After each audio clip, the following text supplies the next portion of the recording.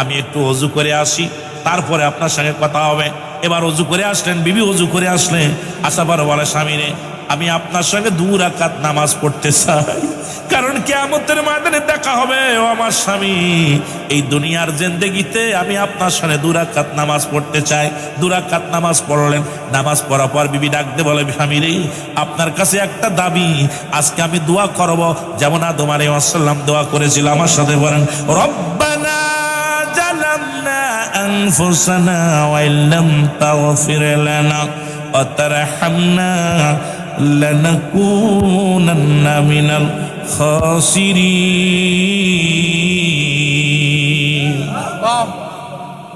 হে আমার বিবি, ও আমার স্বামী, আদম দোয়া করেছিল, সব নবীরা দোয়া করেছিল। আমি আজকে দোয়া করব আপনার, আমি শুধু হাত উঠাইব, আপনি শুধু আমিন বলবেন, আপনার আর কিছু করা লাগবে না। নামাজ শেষ করে হুযায়ফার সঙ্গে বিবি হাত উঠাইয়া দিছে। বিবি দোয়া করে, আল্লাহ নতুন বিয়া হলো গো, স্বামী যদি মারা যায় আমি বিধবা হয়ে যাব। রব্বুল আলামিন, আমার স্বামী ওই হুনাইনের যুদ্ধে 1 নম্বর সেনাপতির আল্লাহ নির্ঘাত আমার স্বামী মারা যাবে।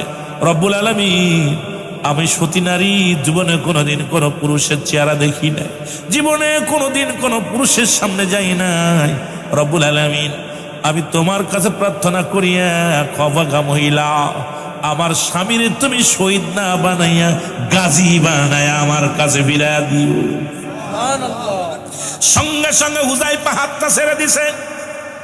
মারহাবা বলেন না? মারহাবা। আরে সুবহানাল্লাহ কোন কেন শোনেন না, শুনে হুযায়ফা হাতটা ছেড়ে দিছে। বিবি বলে স্বামীর আপনি করলেন কি, হাতটা ছেড়ে দিলেন কেন? কয় বিবিরে তুমি পাগলামি করো না, কারণ আমার রাসূল লেখছে আমি শাহাদাতের পেয়ালা পান করব, তুমি আমাকে ফিরাতে চাও। কয় না রে স্বামী না, এখন যদি আমি দোয়া করি কত ভাগা মহিলা, আমি এক অসহায় মা, অসহায় নারী, যদি আল্লাহর কাছে চাইছি আমার আল্লাহ দিব, আপনি হাতটা কেন ছেড়ে দিলেন? কয় না রে বিবি, না না, এই পাগলামি করো না, কারণ আমার রাসূল নাম ঘোষণা করছে আমি শাহাদাতের পেয়ালা পান করব। ও বিবি, দেখা হবে হাসরের ময়দান, দুনিয়ায় আর দেখা করার মন নাই। এ যুবকেরা, দুনিয়ায় আর কোনো শখ নাই। নতুন বউ থেকে মসজিদে যাস না, বলে আমার স্বামী আপনি করলেন কি, এই মাত্র দোয়াটা কবুল হইতো গো, আপনি আপনি নামে দিলেন। হুযায়ফা উইঠা দোষ শুরু করে দিল পিছন থেকে। বিবি ডাকে স্বামীরে, আর একটু দাঁড়া, আর একটু দেখিনি, আপনার পায়ের মধ্যে 2টা চুমা দিব, দাঁড়া। না রে বিবি, না না, আর দেখা হবে না, হাসরের ময়দানে দেখা হবে। হুনাইনের যুদ্ধে গেলেন, প্রথম শহীদ হয়ে গেলেন হুযায়ফা। আল্লাহু আকবার বলো। প্রথম শহীদ হয়ে গেলেন হুযায়ফা। রাসূলুল্লাহ লাশগুলো নিয়ে আসা হলো নবীজির সামনে। আমার নবীজি জানাজা পড়লেন, দোয়া করলেন। হুযায়ফার বিবি ছুটে আসলেন পাগলের মতো, বলে ইয়া রাসূলুল্লাহ, ইয়া হাবিবাল্লাহ, আমি আমার স্বামীকে দেখতে চাই। আমার নবী কয় হুযায়ফারে, ও হুযায়ফার বিবি, তোমার স্বামীর দেহখানা ক্ষত বিক্ষত করে ফেলেছে, তুমি দেখে কি সহ্য করতে পারো? বা ওই নিষ্ঠুরেরা, ওই নিষ্ঠুর বাহিনীরা তোমার স্বামীর দেহখানা, তোমার স্বামীর চেহারা মোবারক বিক্রিয়া এমন ভাবে আঘাত করেছে, এমন ভাবে মাথার উপরে নির্যাতন চালাইছে। ও হুযায়ফার বিবি, তুমি কি দেখে সহ্য করতে পারবা?